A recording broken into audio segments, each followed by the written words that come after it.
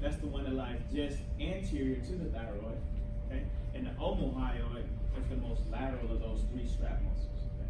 Those three muscles combined are called the strap muscles. They kind of straddle the actual thyroid gland anteriorly. Okay, you can see it right here, guys. See one of the strap muscles right there. You see it just anterior to the thyroid. That's one of them right there. Okay? Because it's so close to the actual thyroid itself, I would probably say that that's the sternal thyroid. Sternal thyroid, you know it's the closest one to the thyroid because it's telling you it's sternal thyroid. It's closest to the thyroid. The thyroid is closer to that. Sternal hyoid, you know, it's going to be definitely like a midline, but that's the most, the one that's most anterior. Okay. And also you have the sternocleidomastoid muscles, which are going to be lateral to the omohyoids. Okay? So the omohyoid is the most lateral of the three strap muscles. Lateral to that, remember I showed you it's a big muscle in the neck. Remember I was showing you the other day when you turn your head, you can see it moving. Yeah.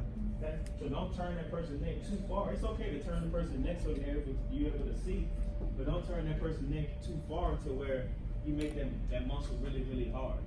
Okay? You identify muscles because you know our muscles because they have these striations in them. They have those muscle striations.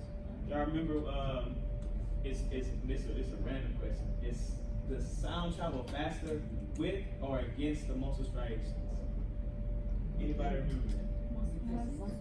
The sound travel faster along the path of the muscle striations or against the muscle striations? With travels faster with the muscle striations. Yeah, it travels faster along the path of the muscle striations. I don't know what made me think of that. It just brought it back to physics, you know. I can't get out of that mindset. Attenuation. Remember we're talking about propagation speed. That's chapter 3. We're talking about propagation speed. Okay? So those are our anterior structures. Those are going to be our anterior structures, those strap muscles. Okay? Sternocleidomastoid, sternothyroid, and omohyoid. Alright? And the sternocleidomastoid muscle, which is lateral to the big, broad muscle, lateral to the omohyoid. Okay? Posteriorly, you have the superior and inferior parathyroid glands. Right? You have 4 parathyroid glands associated with the actual thyroid itself. Here, this is one of the lobes of the thyroid. You see we have a superior parathyroid, inferior parathyroid right there. That occurs on both lobes. Again, this is the same image looks like right here, but you can't identify parathyroid glands, right? Again, you won't see them unless there's some sort of pathology or adenoma associated with them. Well, I'm sorry, why is it you can't see it? Because they're small? They're really, really small, and they're very similar in echo texture to the thyroid itself. So you won't be able to see that difference in it. Also, what's posterior, you have the longus colli muscle. That's also posterior and lateral to each thyroid lobe. That's on an image you have in the book, I believe. And that's a low-level echogenic structure. Okay. So anteriorly, you have 3 strap muscles and the sternocleidomastoid muscle. Posteriorly, you have the longus colli muscle and the superior and inferior parathyroid glands. 4 parathyroid glands. Okay. Superior and inferior on both sides, right and left lobes of that thyroid. Yes, ma'am. Is that picture on top, is that a long or true? It's a sagittal thyroid. Right here. This is the long of it. And this is pretty much the exact same picture right here. Because look, that's a strap muscle right there. Mm-hmm. That's a strap muscle. This is the actual thyroid. Posterior, you have parathyroid glands right there. And this what's this, guys? Longus Colli muscle, just posterior to the actual thyroid. This is a muscle though. This is a muscle. Okay. So we're good on the anterior and posterior structures. Anteriorly, all muscles, guys. The 3 strap muscles and SCM, sternocleidomastoid, and posterior, longus colli, and of course the parathyroid glands. Okay. Is the both parathyroids is the posterior, right? Mm-hmm. Right here. Yeah. But you can't see, like I said, you can't see them. They're in there somewhere. Oh, okay. You can't identify them on a normal ultrasound. But you say they're superior and inferior. Mm-hmm. Right, because this is a long image, right? Okay. When we're in long, we always looking superior to inferior. So this is how the thyroid appears long. This is also a long image of the thyroid. So that's the superior. Oh, That would okay. be inferior. Got it. I got it. Okay. You guys see? So, lateral and medial to the thyroid is going to be laterally. You have, of course, like I told you guys the other day, the common carotid artery and the internal jugular vein. IZP. Common carotid artery and internal jugular vein. You also have the vagus nerve. It doesn't say it in the book, but I added that on there because sometimes they ask questions about that. What's lateral to that thyroid? So 3 lateral structures to that thyroid. Your vasculature. So just think about that. Anteriorly, you have muscles that are anterior to the thyroid. Laterally, you have vasculature that is lateral. Yeah, anterior. Kind of wrapping around the front part of the neck. So lateral to the thyroid. See, this is our transverse image, right, guys? Mhm. Transverse image of our thyroid. Lateral to that thyroid, you have your common CCA. carotid artery, which is just lateral to it, and lateral to the common carotid, you have your internal ICP. jugular vein. Okay? You always know the internal jugular vein because it's probably going to be a lot bigger, and you're going to be able to compress that vessel a lot easier. Okay? And also the vagus nerve is lateral. Where is the term of the vagus nerve?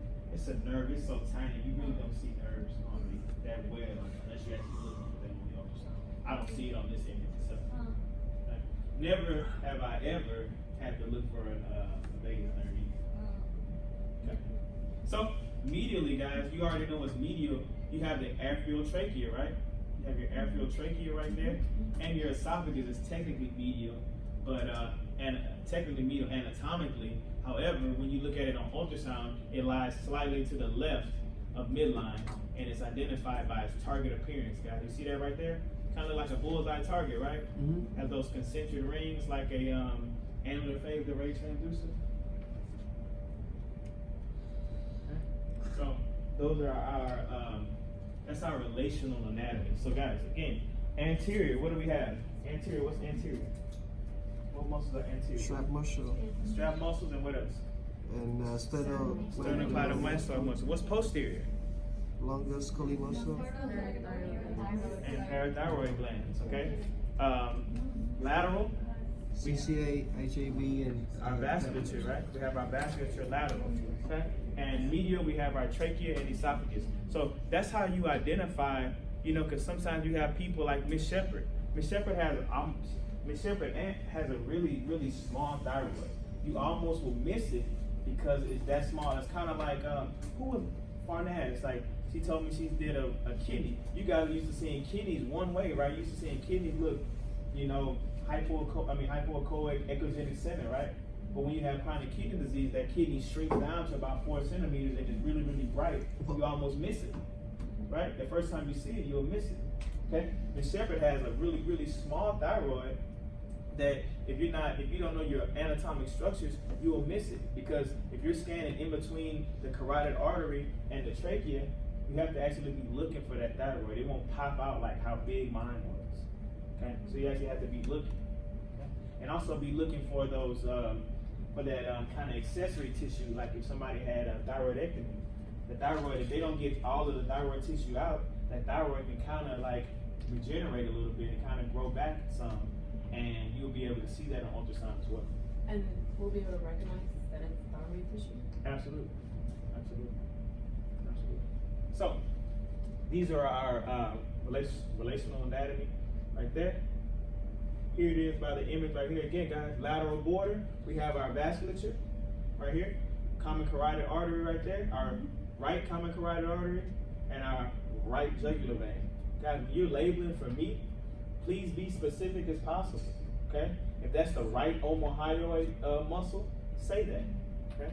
If that's the right sternocleidomastoid muscle, okay? If that's the left longus colli muscle, then say that. Okay? Because I'm trying to get you in the habit of being really specific in your labeling. Okay? Because that's going to come back again when I teach you guys vascular. Okay? Because I'm really specific on labeling vasculature. So I want you guys to get used to labeling the side as well. So is it the same thing as internal jugular vein or just jugular vein? No, if this is gonna be the it's because it's an internal, that means it's also an external, right? So this is gonna be definitely the internal jugular vein. Internal jugular vein. But there's also an external, which actually drains the the external drains the part of the thyroid. Okay. But definitely know that that's the internal. That may have that on the test. Thank you, Mike. Thank you, Mike. So know the difference between internal and external jugular. Don't look at Myra like that. All right. So posteriorly, right here, guys, you have the longest colli muscles right there. Longest colli muscles, and you have your spine. Okay. Medial, you have your trachea, your airfield trachea, and your esophagus. Remember, the esophagus in sonographically, it kind of lies right here, posterior to that left lobe of that left lobe of that thyroid. Okay, and anteriorly, you see right here, we have our strap muscles right here, guys. So remember, I said the omohyoid is the most lateral of the strap muscles. It lies just medial to the sternocleidomastoid muscle. Sternocleidomastoid muscle is really big muscle right here. Okay, omohyoid is just medial to that. Okay, the one actually closer to the thyroid would be the sternothyroid, right there. That's the one that you're probably going to see most of the time, just anterior to the actual thyroid itself. Okay, and the one that's closer to midline is going to be the sternohyoid muscle.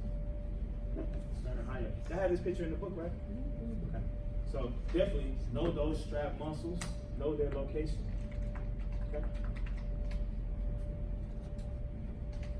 All right. This is another picture I found that I thought was a pretty good looking picture of the structures, the anatomic structures around the thyroid itself.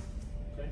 So it doesn't show all of them, but you can see how it labels this as the sternocleidomastoid, SH, sternohyoid, and sternothyroid.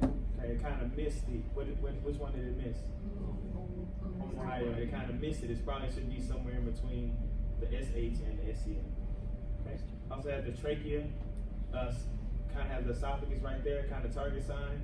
What's this right here, guys, specifically? Be specific. CCA. Okay, there, I'm waiting on the whole thing. I hear left, I hear CCA, definitely the left common carotid artery. And you can see right here, this is the left vagus nerve right here. That's what the VN stands for, vagus nerve. Guys, you just have to know that. You're not going to be going looking for that on ultrasound. Okay? And of course you have the IJD, left internal jugular vein. Okay. And the actual spine itself. Right here, guys? Right FCM. What is that, dude? Right FCM. What does the LCM stand for? Longest collis muscle. Longest colli muscle. Longest colli muscle. Okay. So I think I have one more picture right here. These pictures, I really like these pictures. I always use these pictures when I'm making my PowerPoints to like ambassador class. So these pictures kind of outline all of the actual structures, and you can kind of see them right here. See the thing? That's probably why they left out the omohyoid. Look how thin it is. Look how small it is. Right there to the sternocleidomastoid. You got the sternothyroid. And then we have medially, we have the most medial, the sternohyoid. Of course, the actual thyroid itself right there. Jugular vein, the left one, common carotid artery, vagus nerve, longest colli muscle, and you can see the esophagus right there. Right there, and the vertebrae, and the longest colli muscles. So I really thought these were some pretty good images. I'm glad we had this HD, I'm still selling it, guys. I'm glad we had this HD projector. That looks really good. All right. So before I get the blood supply, guys, I'm gonna let's label this. Pat, you can hit that light for me. Let's label our board because I added to the board the other day. So any volunteers who want to label it? If I label, you're gonna tell me what it is? No, you can get some help. You can get some help. Oh. So, and then of course, if I have you label it, that means there's a reason for that, right? There's a reason for that. I don't want that one. I want this one. So I actually hooked you guys up because I actually kind of labeled them, based on color. So you'll know everything that's related based on the color. Another black one. Alright. So, you mind writing? You gonna be my writer? Got it. So, just help her out. I'm just gonna call on an individual. I'm gonna point to something. She's gonna write it. Alright? So, I want you